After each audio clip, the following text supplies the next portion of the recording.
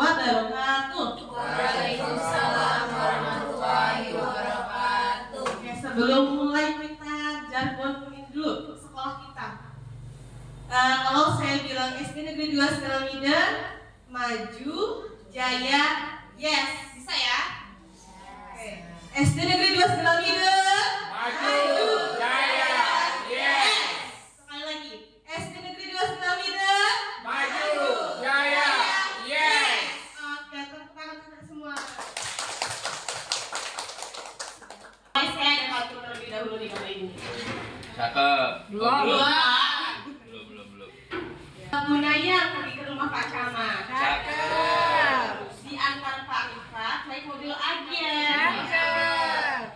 Selamat siang Bapak Ibu guru hebat. Cakep. Salam sehat dan bahagia.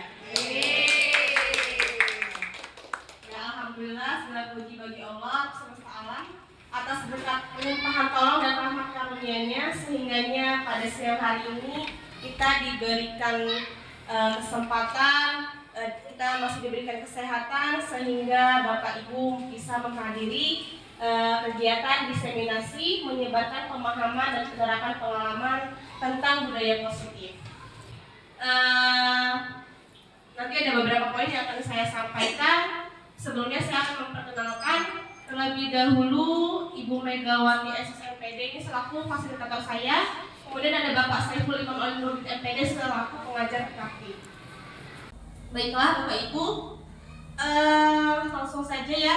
Di sini saya akan menyampaikan mengenai budaya positif, meliputi perubahan paradigma belajar, kemudian disiplin positif, selanjutnya nilai-nilai kebajikan, motivasi perilaku manusia, keyakinan kelas, kebutuhan dasar manusia, restitusi 5 posisi kontrol, dan kemudian ada segitiga restitusi.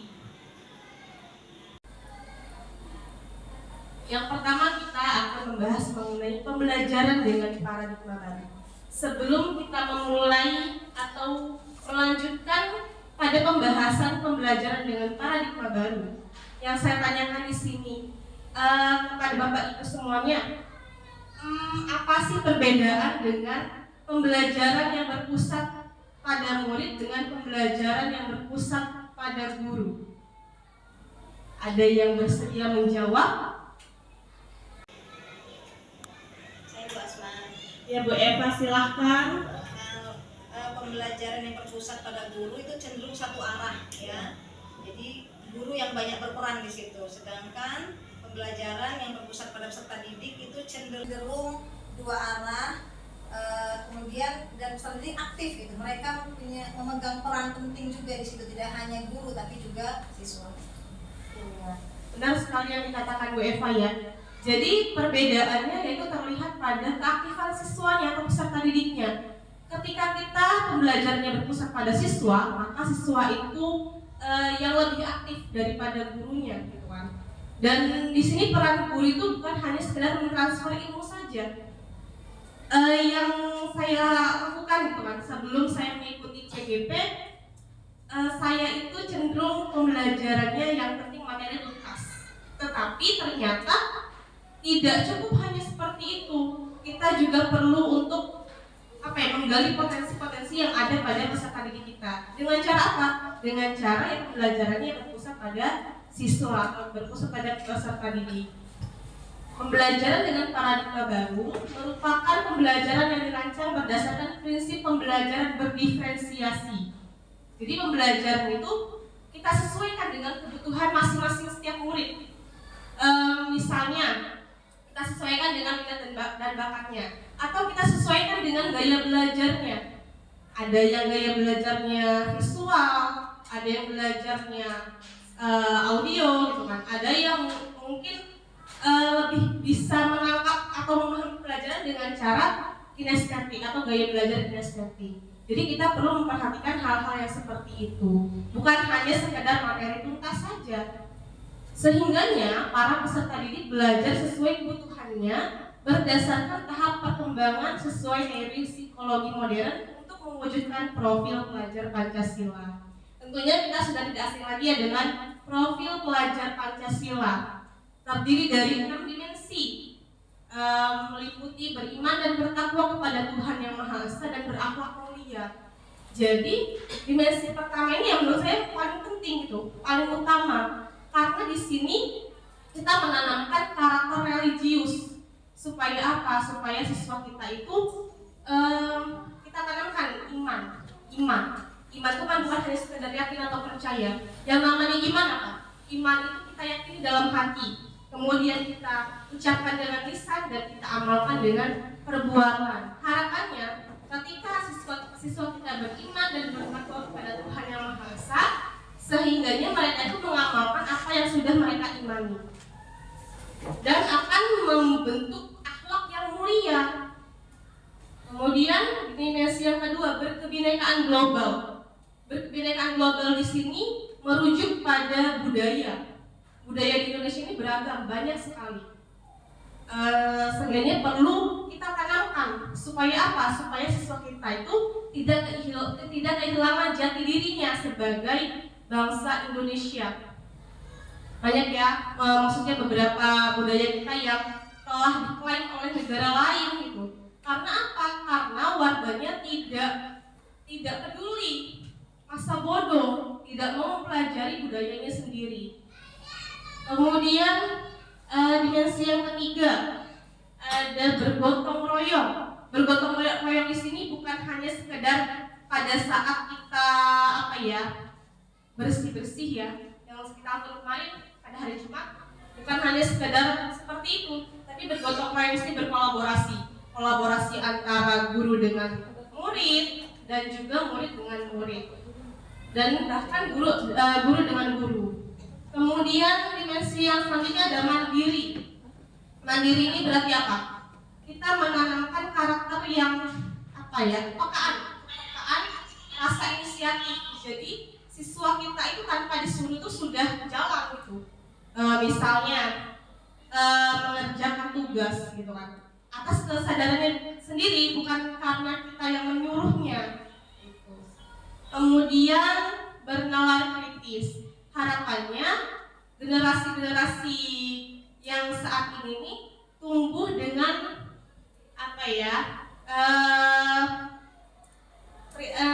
bernalar kritis, jadi jalan gitu akalnya. Kemudian yang selanjutnya ada kreatif.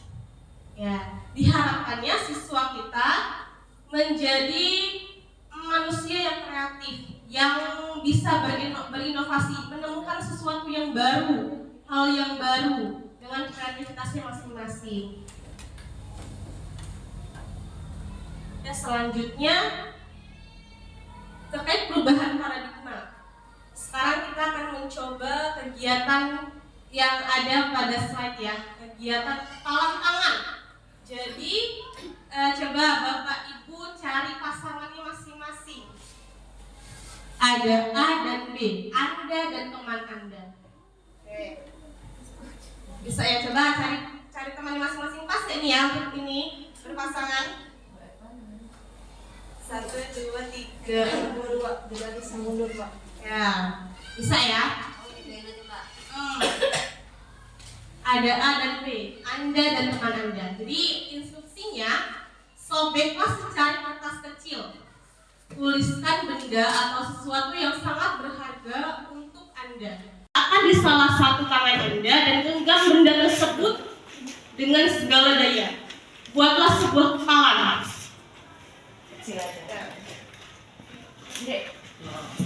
Tulis nih, benda berharga. Letakkan di salah satu tangan Anda, karena saya tadi diletakkan di tangan kita, dan buatlah sebuah kepalan.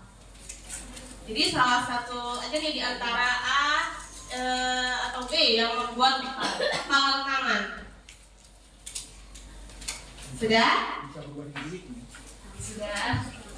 Kemudian teman Anda yang B akan mencoba dengan sekuat tenaga dengan berbagai cara untuk meminta Anda memberikan benda tersebut. B bisa membujuk, mengancam, menghardik, merayu, menyuap apa saja agar dapat membuka kepala tangan Anda. Nah, coba kita praktekkan.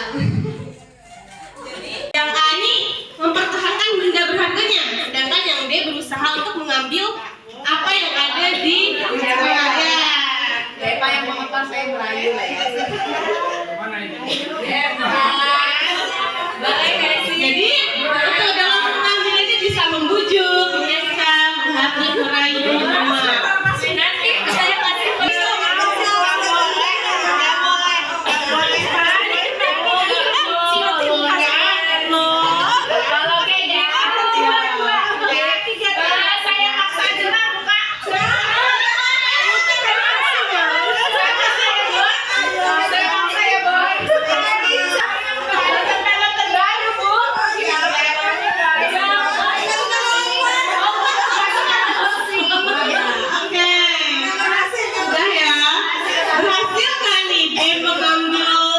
benda berharga punya A? Jadi yang ini bertahan ya dengan bendanya yang ada di genggamannya. B tidak berhasil walaupun sudah melakukan berbagai cara dengan membujuk, mengancam, menghardik, merayu dan lain sebagainya.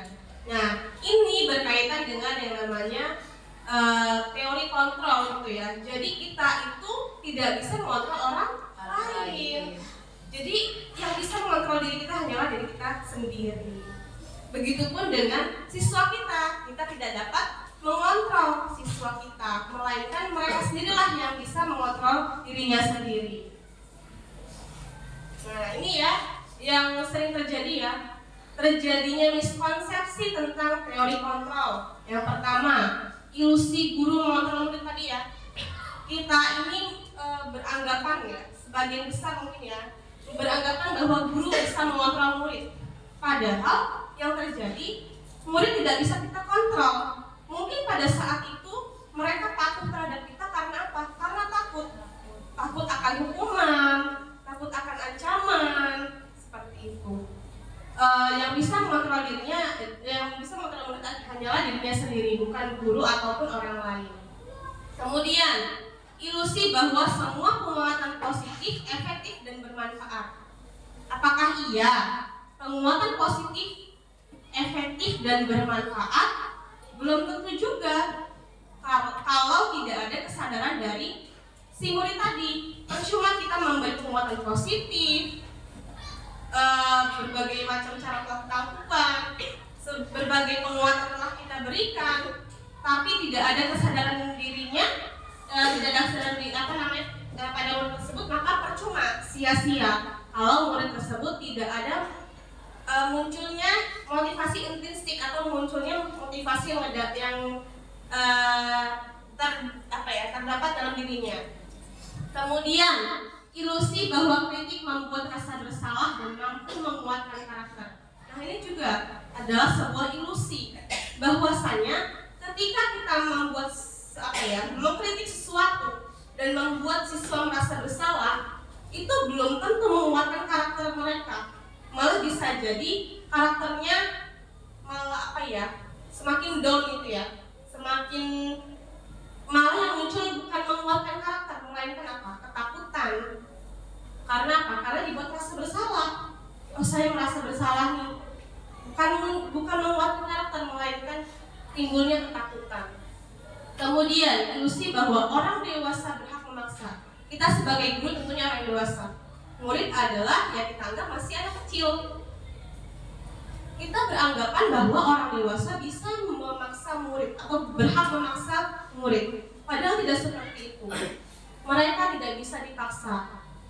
Apa yang mereka lakukan? Ya tentunya karena kesadaran dirinya. Karena motivasi intrinsiknya lah mereka berbuat segala sesuatunya. Kalau murid melakukan sesuatu akibat paksaan dari kita, maka itu yang timbul hanya sementara, bersifat sementara, tidak dalam jangka waktu yang panjang.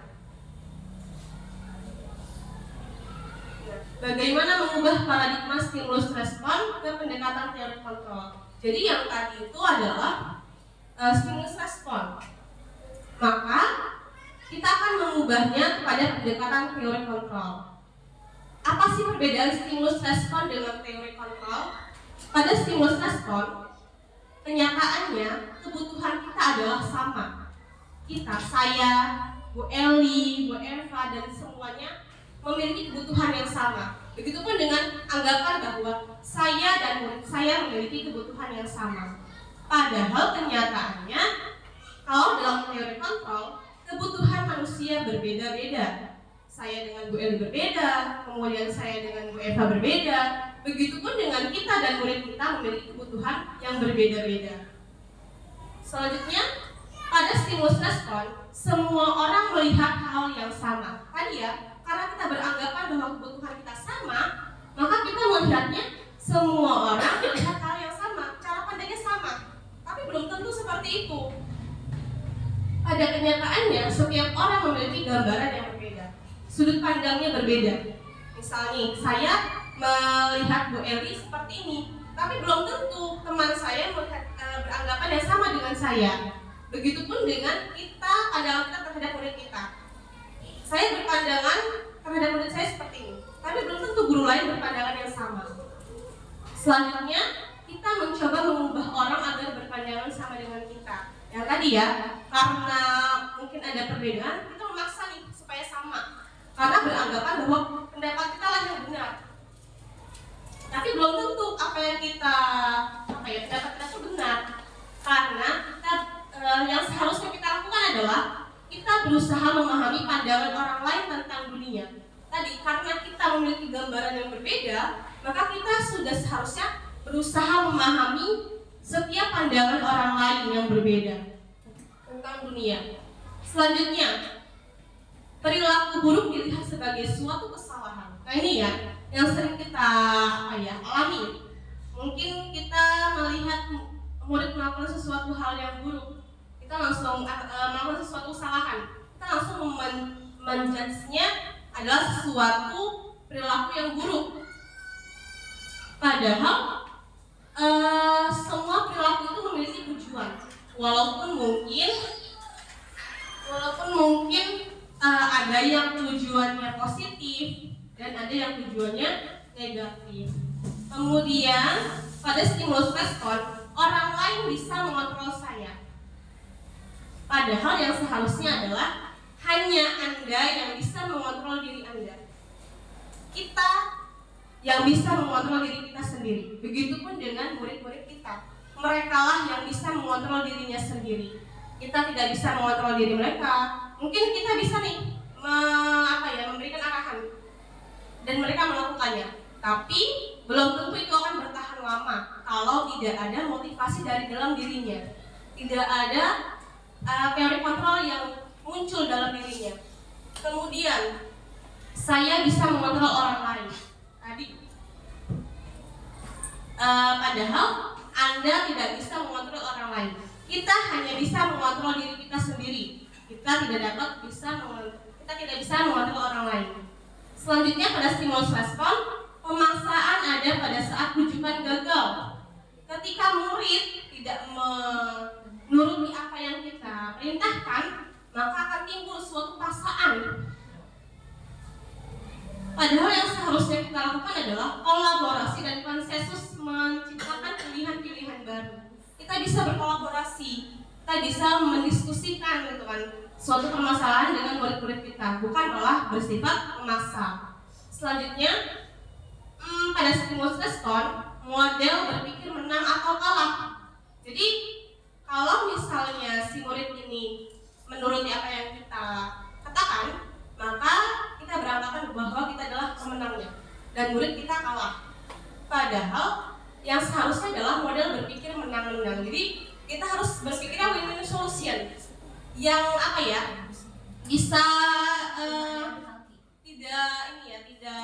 tidak hanya menguntungkan diri kita sendiri, tapi kita harus simbiosis mutualisme, sama-sama diuntungkan, sama-sama mendapatkan manfaat, bukan yang satu dirugikan, yang satu mendapatkan manfaat. Lanjut. Selanjutnya adalah disiplin positif. Disiplin berasal dari kata disiplina yang artinya belajar. Disiplin mengacu pada diri sendiri yang memiliki tanggung jawab terhadap apa yang dilakukannya berdasarkan nilai-nilai yang diyakini.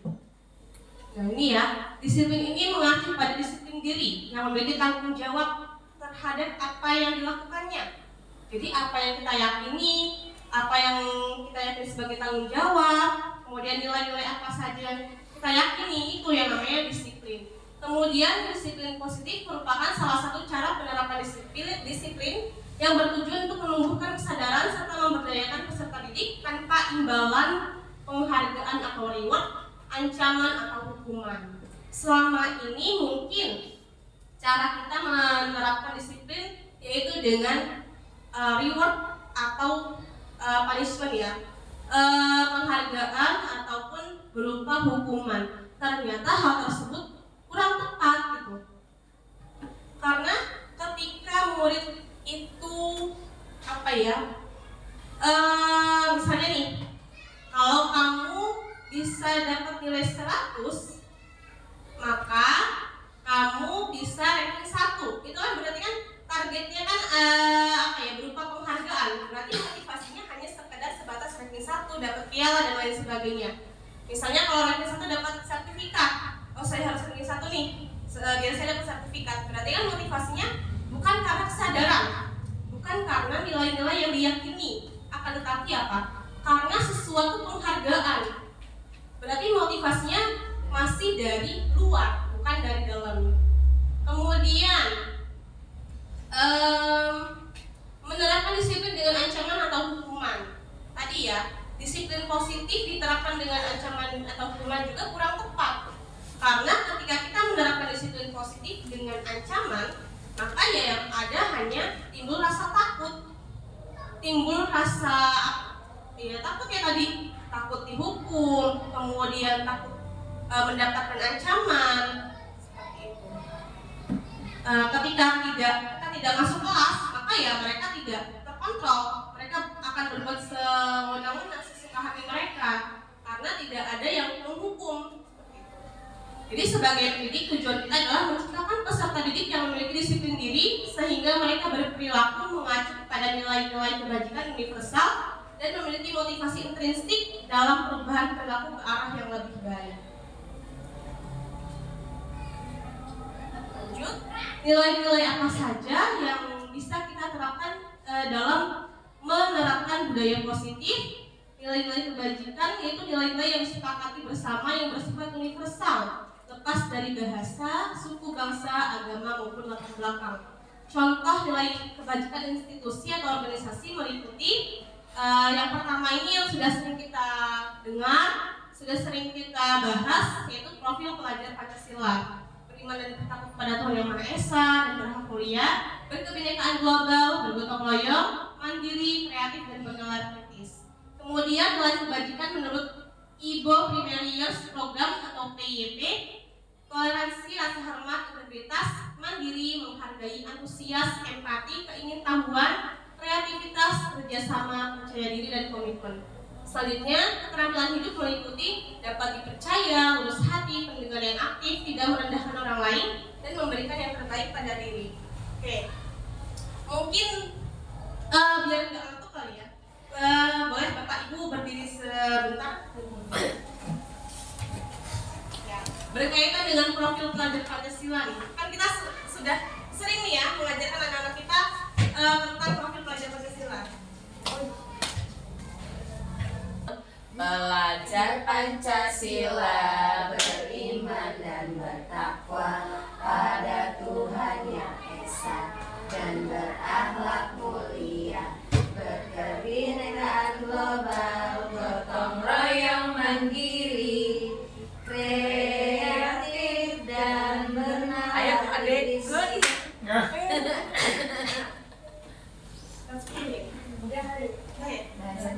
Kita sama-sama ya Bapak Ibu menyanyikan dengan gerakan ya lagu profil pelajar Pancasila. Ya kita mulai. 1, 2, 3. Belajar Pancasila, beriman dan bertakwa pada Tuhan Yang Esa dan berakhlak mulia, berkebinekaan global, gotong royong mandiri, kreatif dan bernalar kritis. Oke, tepuk tangan untuk semua. Lanjut lagi Bapak Ibu.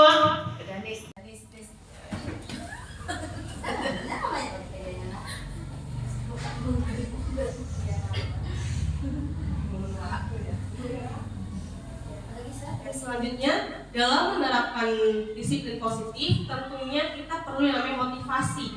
Nah, di sini ada 3 motivasi perilaku manusia. Yang pertama, untuk menghindari ketidaknyamanan atau hukuman. Kemudian, untuk mendapatkan imbalan atau penghargaan dari orang lain. Dan untuk menjadi orang yang mereka inginkan dan menghargai diri sendiri dengan nilai-nilai yang mereka percaya. Nah, motivasi itu kan ada 2 ya, ada motivasi intrinsik dan motivasi ekstrinsik. Motivasi yang berasal dari diri, kemudian motivasi yang berasal dari luar. Nah, menurut Bapak Ibu nih, dari ketiga motivasi tersebut, manakah yang dari diri sendiri, manakah yang berasal dari luar? Yang dari luar. Yang kalian di mana?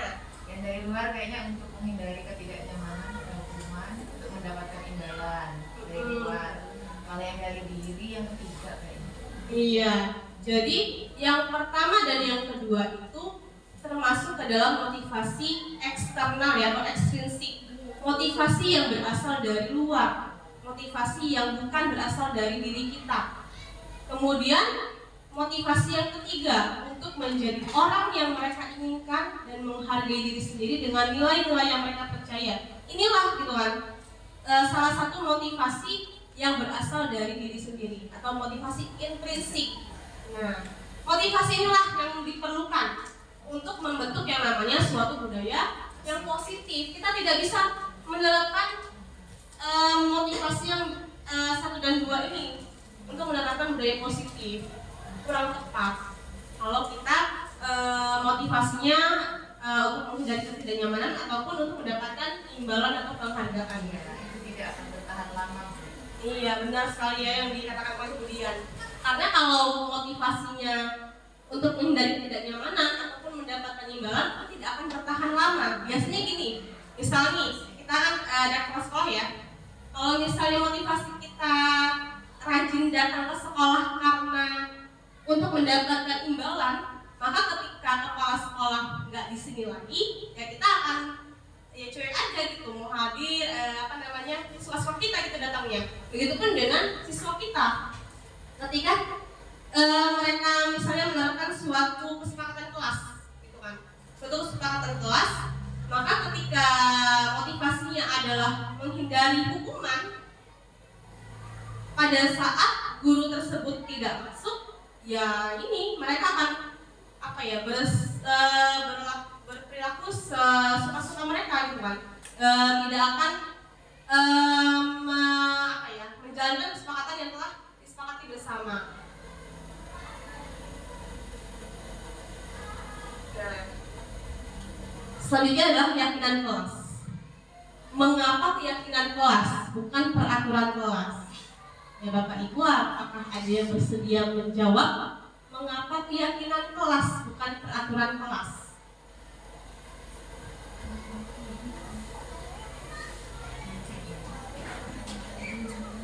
Ya Budian, gimana Budian? Mengapa keyakinan kelas, bukan peraturan kelas? Mungkin menurut saya ya, orang dulu nyari Bu Asma, kalau keyakinan kelas itu berdasarkan keyakinan yang dimiliki oleh seluruh peserta yang ada di dalam kelas tersebut. Misalkan keyakinan kelas kita berasal dari siswa dan untuk siswa. Nah, kalau untuk peraturan kelas, biasanya peraturan itu berasal dari guru.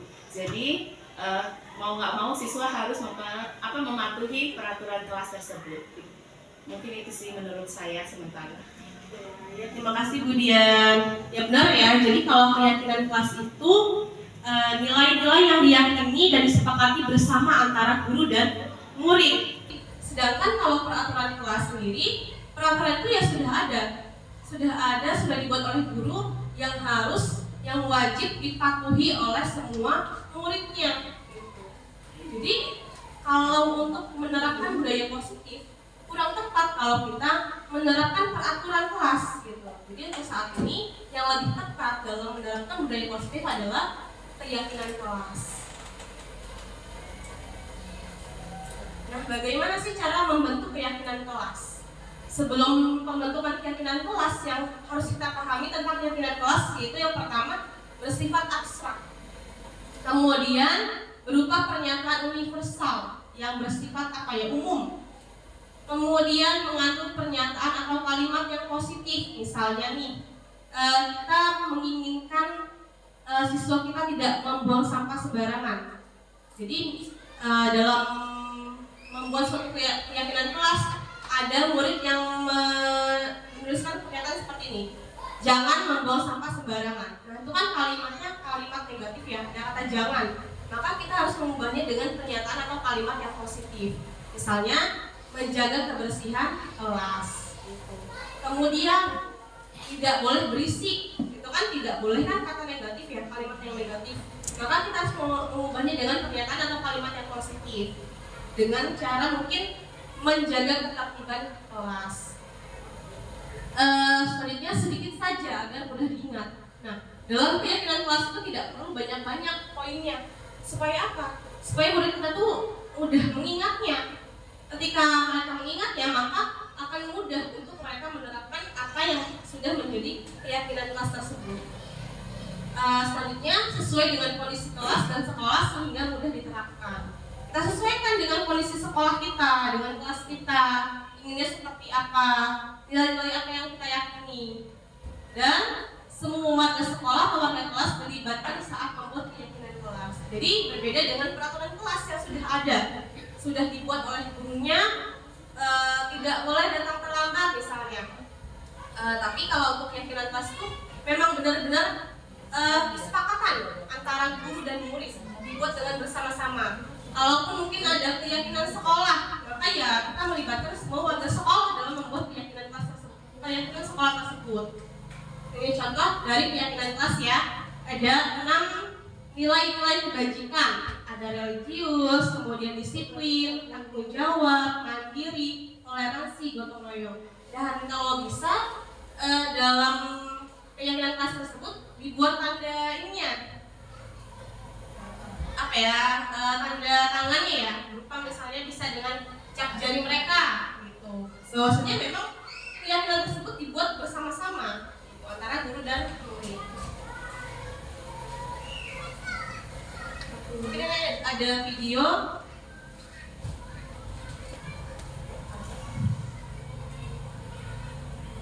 Saya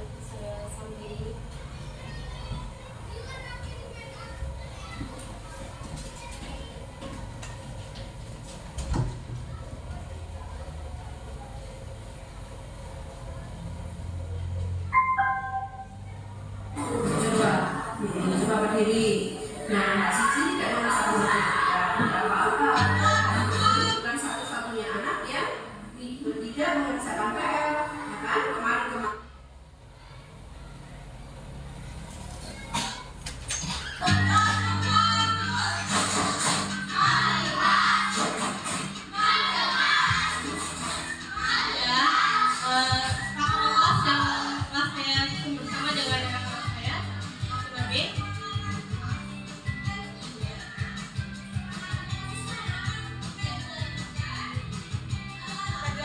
dahulu akan kesepakatan untuk keyakinan kelas.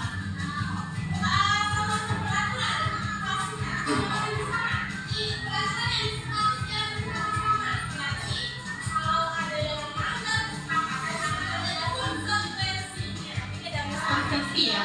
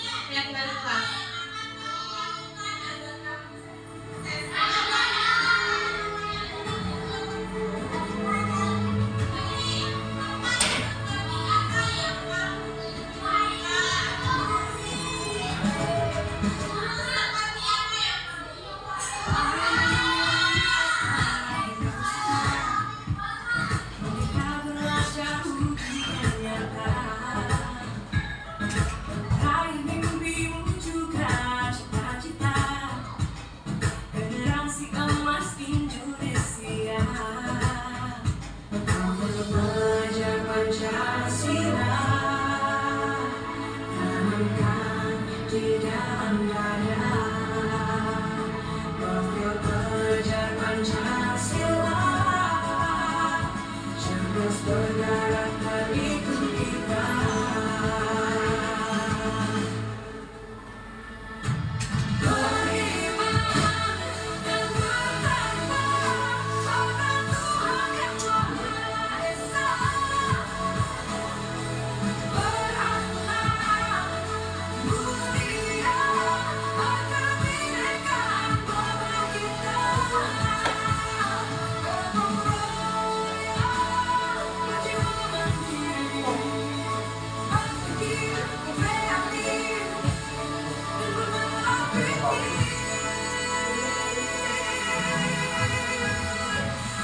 Perbedaan bukan suatu halangan untuk kita saling bergandengan. Bineka Tunggal Ika semuanya negeri kita yang harus kita jaga bersama. Kami belajar Pancasila.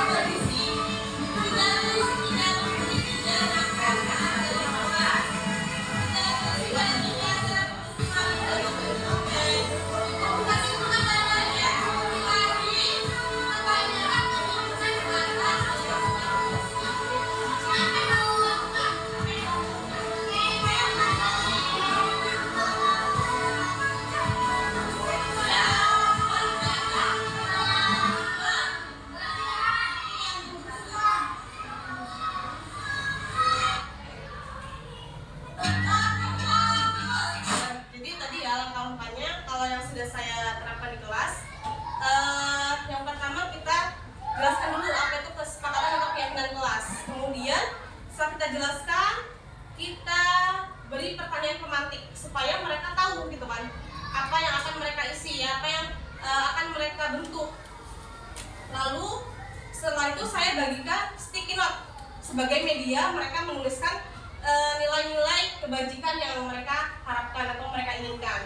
Selanjutnya saya membacakan satu persatu ya jawaban dari mereka dan disimpulkan bersama-sama gitu dari jawaban yang terbanyak. Gitu.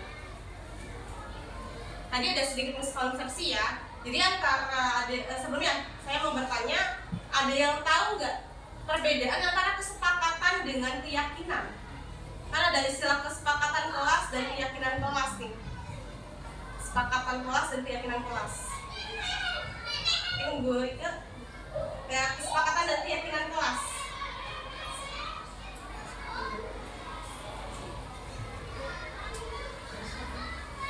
Gimana Bu Rika? Kalau kesepakatan itu sepertinya tidak dari dalam ya.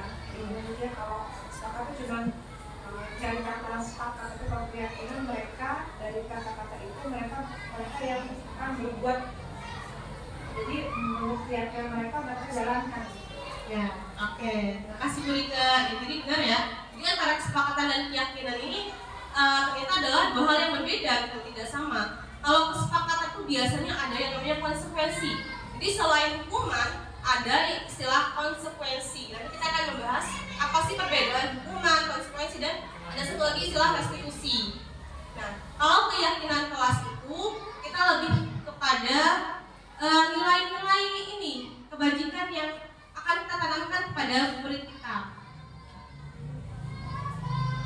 Nah ini ya, hukuman, konsekuensi, dan restitusi. Perbedaan hukuman, konsekuensi, dan restitusi. Hukuman itu tidak terencana atau tiba-tiba. Misalnya, melihat anak datang terlambat, tiba-tiba saja nih kita refleks berdiri di lapangan misalnya, atau bersihkan WC, itu kan namanya dan murid itu tidak tahu gitu kan konsekuensi ketika dia datang terlambat. Kemudian tadi ya, murid tidak tahu apa yang akan terjadi atau tidak dilibatkan, bersifat satu arah, berupa hukuman fisik biasanya atau psikis, dan mendorong murid menyalahkan diri sendiri. Adapun konsekuensi itu terencana dan disepakati sesuai peraturan. Misal kita membuat kesepakatan dengan siswa kita yang terlambat, konsekuensinya adalah misalnya membagikan tiket, itu namanya konsekuensi. Ada kesepakatan. Kemudian murid tetap dibuat tidak nyaman. Sikap guru selalu memonitor murid dan mendorong murid untuk patuh. Selanjutnya adalah istilah restitusi. Mungkin restitusi ini belum banyak yang tahu ya, karena saya pun baru mengetahuinya ketika saya mengikuti grup penggerak ini. Saya baru memahami apa itu restitusi. Jadi restitusi ini proses menciptakan kondisi bagi murid untuk memperbaiki kesalahan, di mana proses tersebut sifatnya kolaboratif yang mengajarkan murid untuk mencari solusi sendiri. Jadi misalnya ada suatu pelanggaran, kita cari sama-sama solusinya, bukan kita yang menentukan harus ngapain. Misalnya datang terlambat, makanya kita yang menggali pemahaman mereka, mencari solusi bersama-sama bagaimana cara memperbaiki kesalahan tersebut. Dan dengan restitusi tentunya mendorong disiplin yang positif. Karena apa? Karena kita memberikan pemahaman atau mendampingi mereka untuk mencari solusinya. Sehingganya ini akan menguatkan motivasi intrinsik yang ada pada diri mereka. Selanjutnya kita akan membahas tentang kebutuhan dasar manusia. Apa sih kebutuhan dasar manusia? Kebutuhan dasar manusia adalah segala sesuatu yang kita lakukan untuk mendapatkan apa yang kita inginkan. Seluruh tindakan yang kita lakukan memiliki tujuan tertentu, dan semua usaha terbaik yang kita lakukan adalah dalam rangka agar kebutuhan dasar kita terpenuhi. Jadi kebutuhan dasar manusia itu ada 5. Yang pertama, bertahan hidup. Contohnya nih, makanan, pakaian, tempat tinggal, keamanan, dan kesehatan. Selanjutnya kasih sayang dan rasa diterima. Misalnya rasa diterima, dipedulikan, berbagi, kerjasama, menjadi bagian dari kelompok. Kemudian ada penguasaan, harga diri, keinginan untuk dianggap, memimpin, berprestasi, diakui dan didengar. Kebebasan, mandiri, memiliki pilihan, mencoba hal yang baru, mampu mengendalikan arah dirinya. Dan kebutuhan dasar selanjutnya yaitu kesenangan, dengan bermain, humor, antusiasme, tertawa yang bisa kita timbulkan dengan misal jalan-jalan, nonton TV, dan lain sebagainya.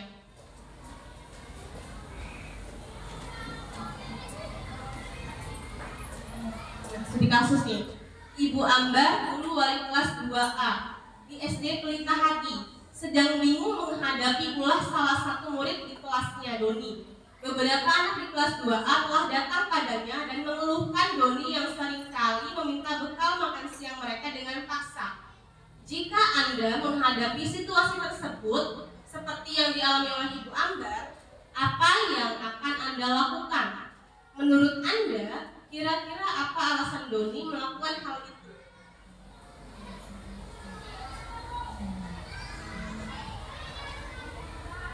Kira-kira ada Bapak Ibu yang bisa membantu saya untuk menyelesaikan studi kasus tersebut? Jika kita nih dihadapkan pada situasi seperti Ibu Ambar, apa yang akan kita lakukan? Dan kira-kira alasannya apa?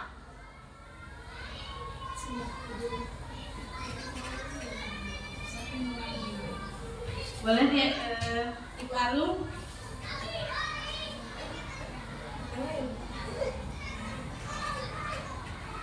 Sampai ya, lihat dan lihat.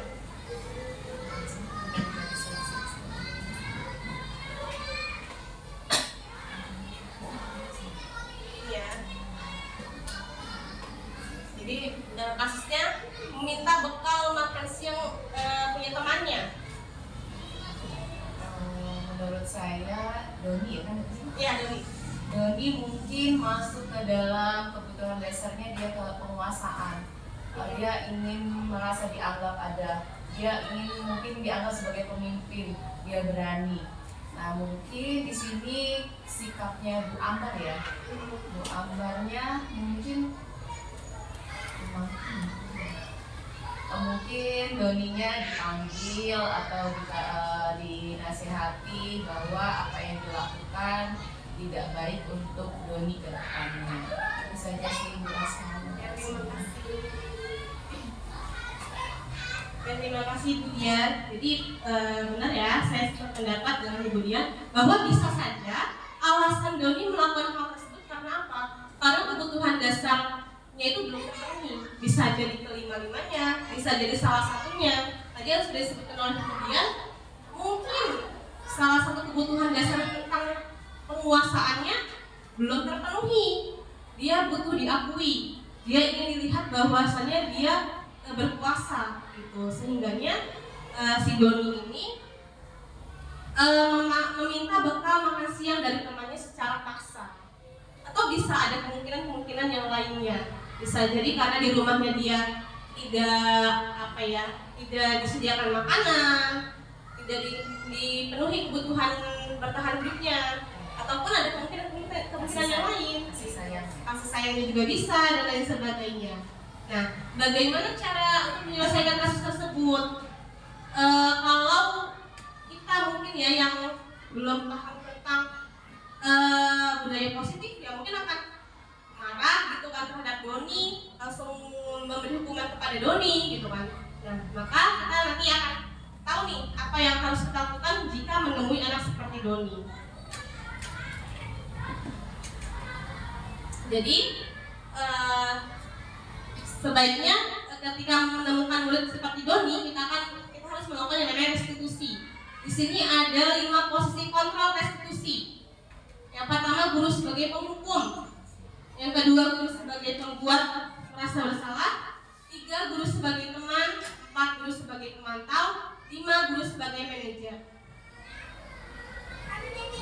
Ini ya, kalau sebagai penghukum, ini merupakan identitas yang gagal, kontrol dari luar. Contohnya nih, kalau kamu tidak melakukannya, awas ya, rasakan. Nah, ketika kita berkata demikian, maka hasil yang akan diperoleh adalah memberontak, menyalahkan orang lain, dan berbohong. Jadi siswa kita yang kita akan melakukan demikian akan memberontak dan menyalahkan orang lain, dan juga bisa berbohong ketika dia kedapatan melakukan pelanggaran. Kemudian dampaknya bagi murid mengulangi kesalahan yang sama. Kemudian saja membuat merasa bersalah. Contohnya, seharusnya bla bla bla. Ibu kecewa. Kamu seharusnya sudah tahu. Ibu lelah sekali mengatakannya. Jadi membuat orang lain merasa bersalah dengan perkataan kita. Maka hasilnya murid tersebut akan menyembunyikan, menyangkal ataupun berbohong. Dan dampak pada murid adalah murid merasa rendah diri karena tadi sudah disalahkan oleh si guru. Lalu ada posisi kontrol sebagai teman. Contohnya, misalnya membuatkan alasan-alasan untuk muridnya. Dan yang guru katakan biasanya, ayolah lakukan demi ibu. Masa kamu tidak mau? Ingat tidak, ibu pernah bantu. Dan hasilnya akan membuat murid ketergantungan dengan kita. Dan dampak pada muridnya, murid menjadi lemah, tidak mandiri dan tergantung. Selanjutnya, posisi guru sebagai pemantau. Biasanya guru berkata, apa peraturannya? Dan hasilnya, murid menyesuaikan diri bila diawasi. Jadi kalau nggak diawasi ya belum tentu gitu akan melaksanakan apa yang sudah disepakati. Dan dampak pada murid itu menitik beratkan pada sanksi atau hadiah untuk dirinya. Tadi ya berkaitan dengan hukuman ataupun penghargaan. Selanjutnya, posisi sebagai manajer. Yang dilakukan guru sebagai manajer adalah mengajukan pertanyaan-pertanyaan, menggali informasi untuk memecahkan masalah. Dan perkataannya, apa yang kita yakini, apa yang bisa kau kerjakan untuk memperbaiki masalah ini, hasilnya murid akan dikuatkan pribadinya. Dan dampak pada murid yaitu mengevaluasi diri, bagaimana cara memperbaiki diri. Nah ini ya, contoh penerapan 5 posisi kontrol. Kasusnya pada saat upacara bendera, ada murid yang tidak memakai atribut lengkap. Kalau sebagai penghukum, maka akan berkata seperti ini. Setiap upacara tidak memakai atribut lengkap, karena pada bendera selama 1 jam. Sedangkan si pembuat merasa bersalah akan berkata, berapa kali ibu atau bapak harus memberitahu kamu? Kamu selalu saja mengecewakan ibu atau bapak. Jadi nadanya itu bukan menghardik, tapi dia lemah lembut dengan penuh kekecewaan, sehingganya si murid ini merasa bersalah. Kalau sebagai teman, ayo dong ikuti aturan sekolah, tolong bantu ibu atau bapak ya sekali ini saja. Ya sudah, tidak apa-apa, lain kali jangan sampai seperti ini lagi ya. Nah, kalau teman ini akan membuat murid ketergantungan dengan kita. Kalau sebagai pemantau, kamu sudah melanggar peraturan sekolah, kamu tahu konsekuensinya. Setelah upacara, kamu beli atributnya di koperasi dan jangan diulangi lagi. Nada suaranya memang tidak keras, cenderung datar, tapi dia menekankan pada konsekuensi yang harus dilakukan. Kemudian kalau sebagai manajer, dia akan menggali dengan pertanyaan-pertanyaan. Contohnya, apakah kamu tahu kesalahanmu? Kira-kira bagaimana kamu memperbaiki kesalahanmu? Jadi di sini kita sama-sama menggali untuk memecahkan masalah yang dialami oleh si murid. Selanjutnya, di antara kelima posisi kontrol tersebut, sebaiknya seorang guru menerapkan posisi kontrol sebagai manajer. Sebagai manajer, guru dapat berbuat sesuatu bersama murid, mempersilahkan murid bertanggung jawab, dan mendukung murid agar dapat menemukan solusi. Selain itu, posisi manajer mengacu pada restitusi yang dapat menjadikan murid sebagai manajer bagi dirinya sendiri, sehingga tercipta identitas positif pada murid. Posisi kontrol apakah aku? Saya kecewa sekali dengan kamu. Nah, kira-kira yang ini posisi kontrol sebagai apa ya? Ya, membuat rasa bersalah. Yang kedua, kamu tidak pernah benar melakukannya. Kira-kira kalau pernyataan seperti ini sebagai apa? Penghukum kah? Pemantau? Manajer? Teman? Kamu tidak pernah benar melakukannya.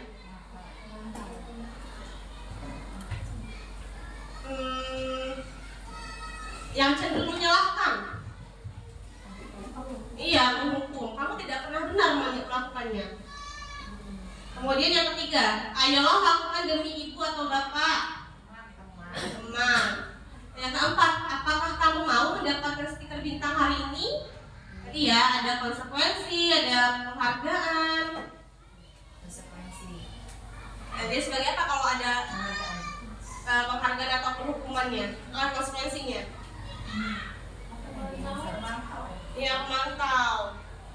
Kemudian yang kelima, apa rencanamu untuk menyelesaikan masalah ini? Manajer. Bahasan selanjutnya yaitu segitiga restitusi.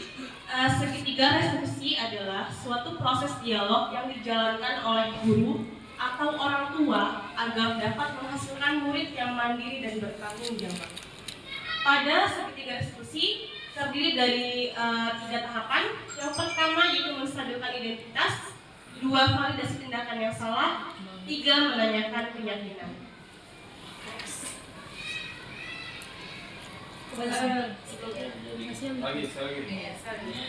Nah, tahapan yang pertama itu menstabilkan identitas.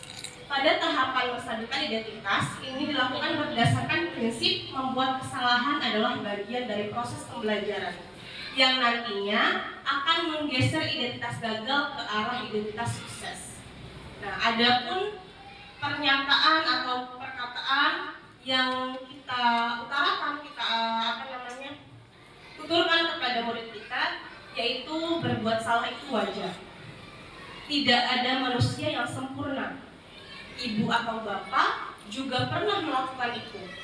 Ibu atau bapak tidak mau mencari siapa yang salah, tapi ibu atau bapak ingin mencari solusi dari permasalahan ini. Kamu berhak merasa begitu. Lalu selanjutnya tahapan validasi tindakan yang salah. ini dilakukan berdasarkan prinsip bahwa setiap perilaku berupaya memenuhi suatu kebutuhan tertentu, sehingga guru atau orang tua akan bergeser dari pemikiran stimulus respon menjadi proaktif. Adapun contoh pernyataan yang kita katakan kepada siswa kita yang berbuat katakanlah perbuatan atau perilaku yang tidak tepat, meliputi kamu pasti punya alasan mengapa melakukan hal itu. Padahal kamu bisa melakukan yang lebih buruk dari ini ya. Kamu melakukannya karena mempertahankan sesuatu yang penting bagimu. Maukah kamu belajar cara lain untuk memenuhi kebutuhanmu tanpa melakukan hal yang tidak seharusnya? Jadi kita menggali alasan mengapa si murid ini berperilaku seperti itu. Kita jangan langsung menjudge, oh perbuatan kamu salah. Tapi kita menyadarkannya bahwasanya apa yang dilakukannya adalah tidak benar. Lalu tahapan yang ketiga yaitu menanyakan keyakinan. Menanyakan keyakinan ini dilakukan berdasarkan prinsip teori kontrol, bahwa dengan memberi pertanyaan-pertanyaan bermakna kepada murid untuk memunculkan motivasi secara intrinsik sehingga mampu mengaitkan keyakinannya dengan tindakan yang salah. Adapun contoh pertanyaan-pertanyaannya, yang pertama, apa nilai yang kita percaya di sekolah kita? Nilai-nilai apa yang telah kita sepakati? Kelas yang ideal itu seperti apa sih? Kamu ingin jadi anak yang seperti apa? Apa yang kamu rasakan ketika melakukan hal tersebut? Jadi pada segitiga diskusi ini kita hanya menstimulus agar siswa ini, si murid ini bisa mengintrospeksi dirinya bahwasanya perbuatan yang dilakukannya tidak tepat. Kita perlu meyakinkan terhadap nilai-nilai yang telah diyakini, yang telah disepakati bersama. Jadi bukan kita yang menjudge bahwasanya itu tidak benar, tapi kita menyadarkan mereka bahwasanya apa yang dilakukannya tidak benar atau tidak tepat. Baik, mungkin selanjutnya akan saya tampilkan contoh video penerapan segitiga diskusi yang telah saya lakukan bersama siswa kelas 5B.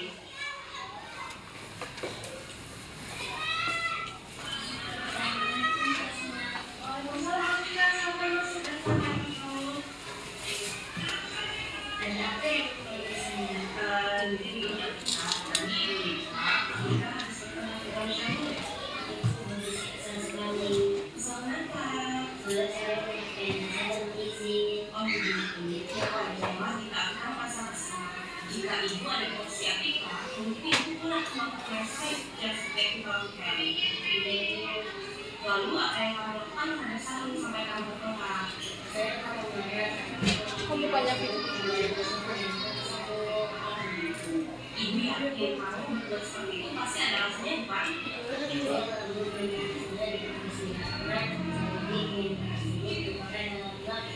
Seperti itu bukan wajar kalau kamu merasa makan karena tidak rela dan melakukan pakaian orang lain tanpa izin. Terlebih yang memakai adalah laki-laki. Ibu sangat menghantui tindakan Atika yang tidak berbuat lebih daripada itu. Iya bu. Sekarang coba kita pikirkan tindakan kamu marah sampai melempar sama pianika. Apakah sesuai dengan keyakinan Atika? Iya bu. Menurut kamu keyakinan Atika yang apa yang sudah kamu lakukan? Ya betul. Lalu itu saling menghargai memperhatikan tekanan itu penting tidak untuk kamu? Tentu. Nah, kalau menurut kamu itu penting, jadi keyakinan apa yang harus kamu lakukan ketika kamu sedang marah? Dari bersabar, dan amanah yang berlebihan. Ya. Kamu bersedia memperbaiki masalah ini? Bersedia bu. Apa yang akan kamu lakukan untuk memperbaiki masalah ini? Saya bersabar, saya berbuat saya amanah. Saya kedua nanti dulu. Wah, tepat sekali dengan yang kamu lakukan. Semangat ya. Sekarang kamu sudah boleh kembali ke kelas. Terima kasih ya bu. Ya, sama-sama. Jadi itu ya contoh penerapan segitiga restitusi yang telah saya lakukan bersama siswa saya. Jadi itu kasusnya Atika ini bertengkar dengan salah satu murid kelas 5B teman sekelasnya Sahrul karena pianika miliknya dipakai tanpa izin gitu. Jadi Atika kesal langsung nyamperin si Sahrul ini sehingganya selang pianikanya itu dilempar ke Sahrul karena saking kesalnya gitu. Nah di sini kenapa sih namanya Sahrul gitu kan? Karena ya kalau misalnya ya sebenarnya perlu dipanggil dua-duanya gitu. Saya di sini mau mencoba dari sudut pandang yang yang dirugikan lah, katakanlah ya, yang biasanya si korban, yang kita melihat dia korbannya gitu. Tapi kalau biasanya kita hanya meluruskan yang misalnya nih ya barangnya dipinjam, yang si peminjam tanpa izin, tapi kita juga perlu meluruskan keyakinan yang marah-marah tadi gitu. Jadi dari kedua belah pihak perlu kita terapkan segitiga restitusinya gitu. Mungkin dari Bapak Ibu semua apakah ada yang ingin ditanyakan terkait pembahasan kita pada siang hari ini? Apakah cukup? Saya rasa sudah cukup ya. Baik, mungkin itu saja yang bisa saya sampaikan terkait pemahaman mengenai budaya positif. Ya, saya berharap di sini kita bisa bersama-sama menerapkan budaya positif di lingkungan sekolah kita, terutama di ruang lingkup terkecil kita terlebih dahulu di kelas kita masing-masing. Baiklah, demikian yang bisa saya sampaikan. Apabila ada perkataan atau perbuatan yang kurang berkenan, saya mohon maaf. Kepada Allah saya mohon ampun. Tadi di awal saya sudah berpantun, maka di akhir pun saya punya pantun. Beli durian dan selasi. Cakep. Cukup sekian dan terima kasih. Wassalamualaikum warahmatullahi wabarakatuh.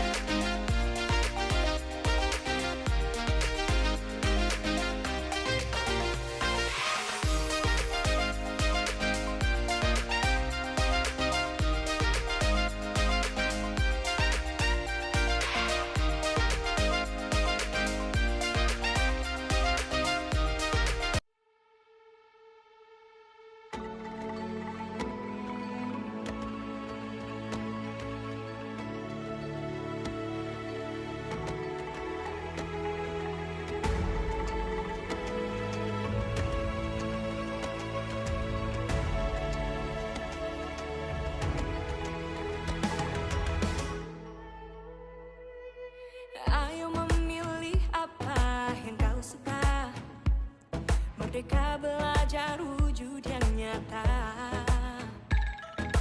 Raih mimpimu juga cita-cita. Generasi emas Indonesia. Profil pelajar Pancasila tanamkan di dalam dada. Profil pelajar Pancasila cerdas